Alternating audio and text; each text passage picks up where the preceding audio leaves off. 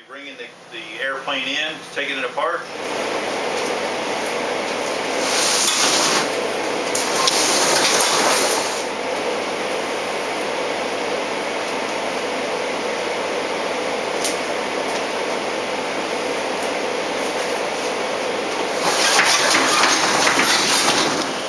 You can see here, this is actually way up. It should be below. It should look something like this. Okay. But other than that, no other damage. No damage to the wingtip. No damage on the outside of the nacelle. So all the damage is right here. Again, no damage. The struts look to be straight. The nose gear, it looks to be straight. It's not tweaked or bent. So again, I think it might be just a fluke thing with this wing, but at any rate, I'm going to take it apart now and we'll find out.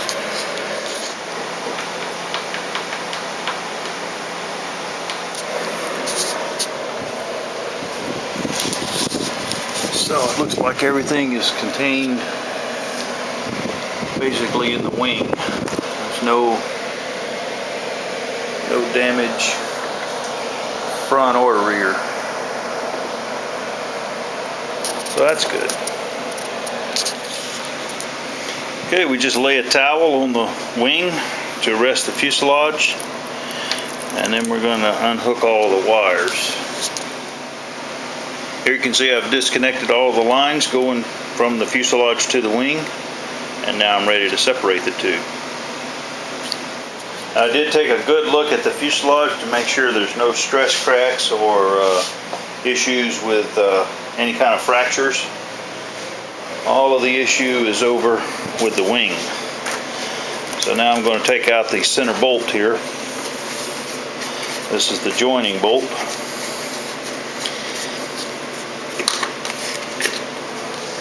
So now let me go ahead and separate the wing.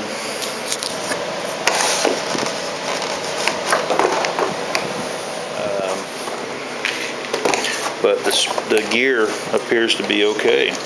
No, I mean it works. You see it just fell down there, and it's locked. So I think what we're going to do is take the gear out, pull the nacelle, remove the wingtip, and mount this on a new wing. Okay, I've just removed the nacelle and gone over it, and there's absolutely no damage, no fatigue, no cracks. So the nacelle is fine. So we will set that aside. Now, just to give you an idea how efficient my setup is, you can see that I have the temp dots on my ESC. So my speed controller never got to 140 because the dot is not on or highlighted or darkened. And then also, if we look here, and I wanted to be really clear on my motor, so I put two temp dots on.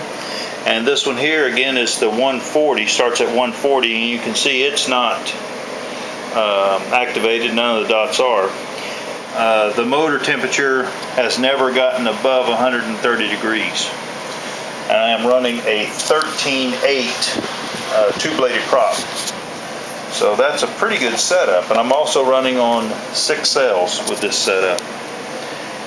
So I'm basically going to be removing this from the wing so that I can transfer it over to the new wing. Here, I've turned the wing over so you can see the inside, and again, I'm going to be removing the nacelle from the wing and transferring it to the new wing. Okay, I've removed the horn from the servo, just took the screw out and popped the horn off the servo, and just removed the last screw, and you can see I have another one of my little plastic bins. So all the retract parts will be going in this little bin. You can see that retract just lifts right out, and again, we're just going to inspect the gear, make sure there's no signs of fatigue or anything bent, and no, the gear is in good shape. I mean, it's working. It looks like it's working fine.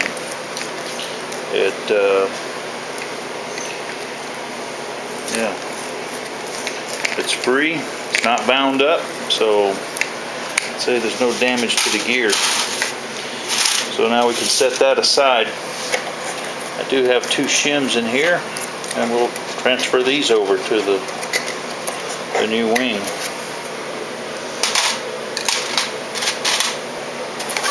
Alright, now we'll go ahead and remove the servo, the aileron servo. Okay, I've removed the horn as well as the servo from the wing, and also put an R on it because this is the right wing, so I'll make sure that that gets back on the proper wing.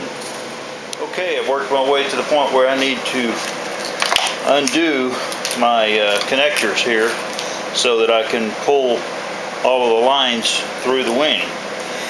And this is a great little tip for a lot of guys because they don't use this. Normally, some people probably don't even know what this is, but this is a seam ripper, and it works great for removing shrink wrap, just like you see me doing here. Now, you don't want to force it, but the idea is you run it through, and you see how quick and easy it was to remove this shrink wrap. Okay, now that I've taken the connectors loose and I have the wires independent of one another, I can pull them through. And I like to pull them one at a time, that way I don't wind up with a conglomerate trying to pass through a hole that it can't go through.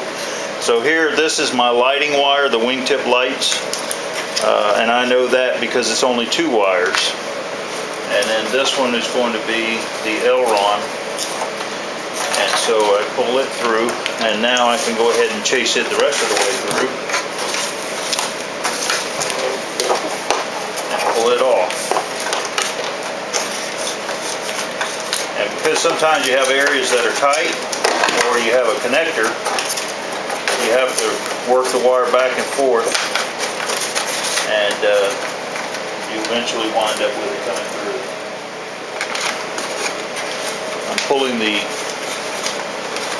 power wire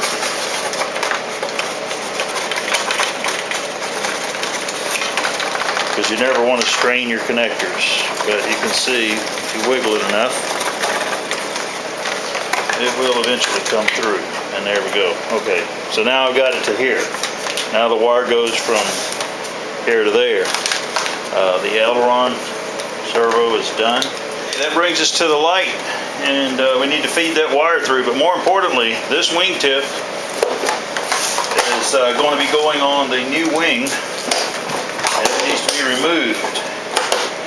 And so another tip for you, this wingtip was installed with epoxy, so what I'm going to do is rough cut the wing off of, or the wingtip off of the wing.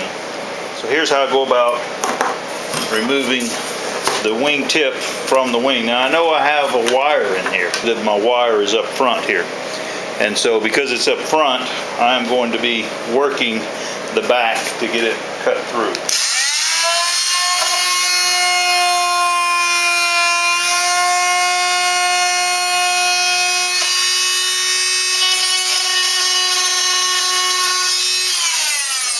As I get close up here where I think my wire is, I'm just going to be barely into the balsa wood.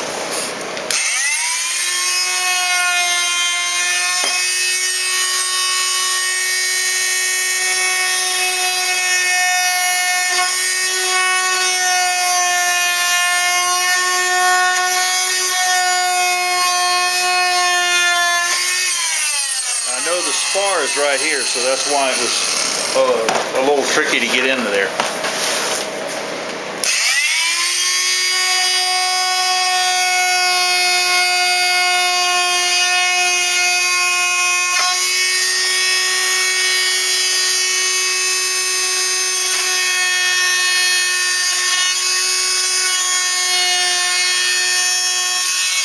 Again, I'm curious as to where this wire is, so now I'm going to investigate.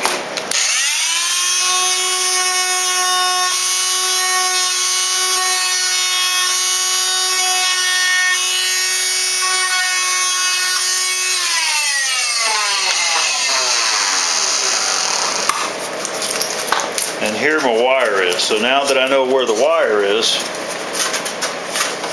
I'll go ahead and pull it through.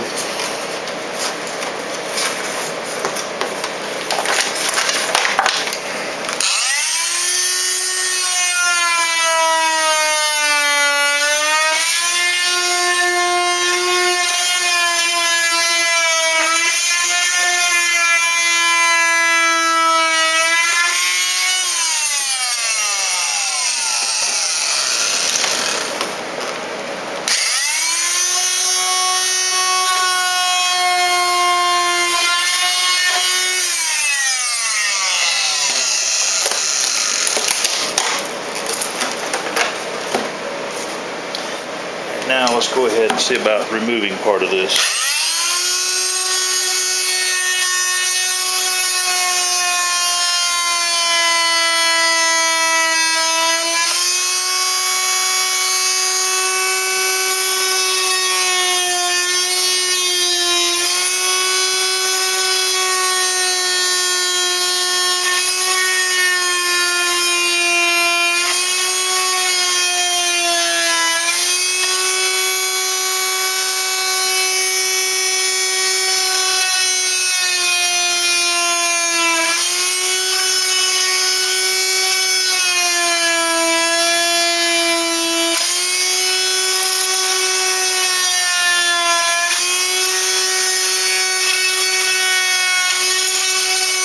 A little bit at a time. You can see I actually did a pretty good job, and I just went over it with a piece of sandpaper, removed anything that was loose, and now this is ready to glue or epoxy onto the new wing. Okay, I've removed all the parts from the wing, and now I want to save the motor box, the inner part of the nacelle, mainly because this is not included with the kit.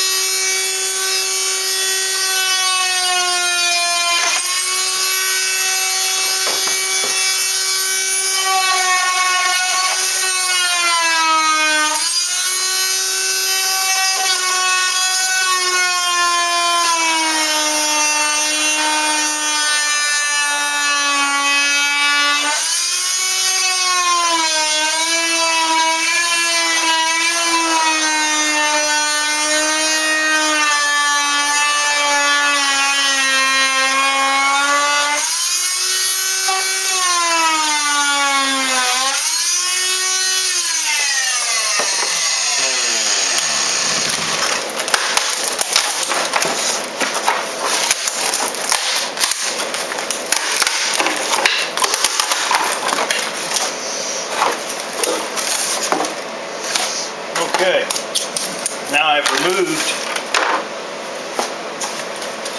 this part from the wing, and again, this is the area that I want to keep. So what I have to do now is cut away all of the wing, and then the plan would be to take this and bolt it right onto the new wing. I don't want to use these blocks of wood for the simple fact that if I don't use them, that means I got to cut more, and I just soon use what I have here. Now I'm just going to go ahead and clear these parts from this, and again, I'm going to be using this, so I'm going to be careful not to cut into or destroy this piece of material here.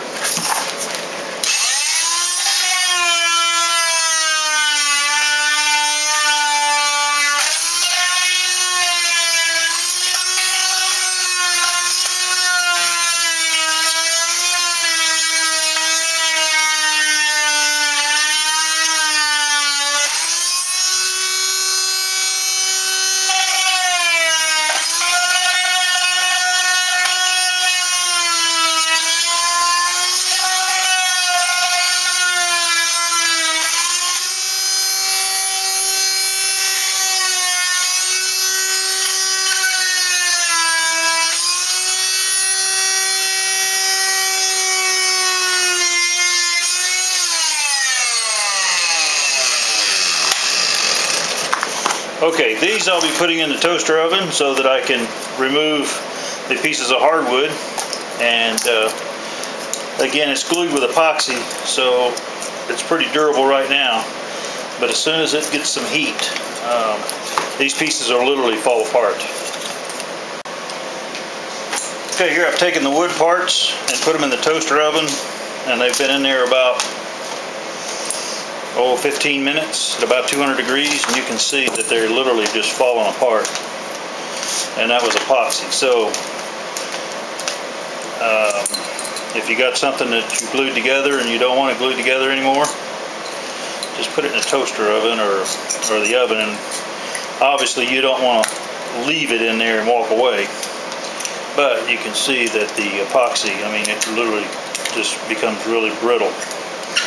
So now I'm just going to clean these parts up and remove the existing epoxy or remnants thereof. But so another little tip: if you've got something you glued together and you want to take it apart, heat it up. Again, about 200 degrees for about 15 minutes, and it will literally fall apart.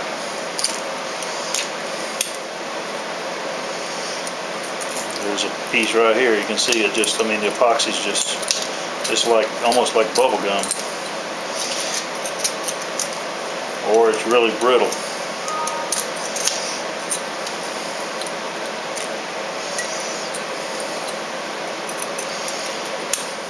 Okay, here's a close look at those hardwood parts, and I ran them across the belt sander, and you can see they all cleaned up really good. So if you got something that's glued with epoxy and you want to take it apart and it's hardwood, use heat. Works really well. Okay, I've started the process of cleaning up the box, the motor box and battery box. And you can see on this side, this is how I started out, and cleaned the back side as well as the other side here. And this is actually slide right in the wing, the new wing. So what I have to do now is remove this part here.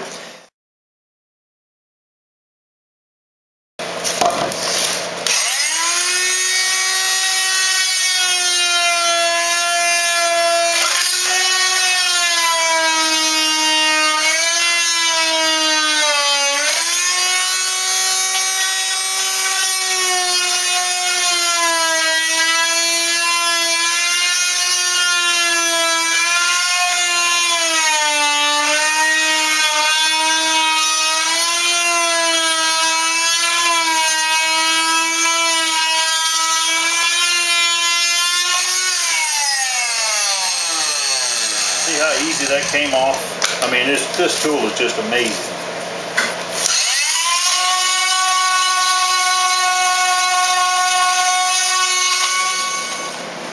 Here's a look at the finished motor battery box after it was cleaned up. Again, I removed the rib here, rib on this side, and the spar material that was on the back. These parts here are not even available from Top Flite, so it was really good that I was able to recover those. And then these pieces here, they're available, but they're like $89, I think, plus the shipping. So I did save myself a little bit of money with that. But at any rate, if you have any questions about the technique or what I've done here, just send me an email and I'll be glad to answer you in the best way I can. Thanks for your time and enjoy the hobby.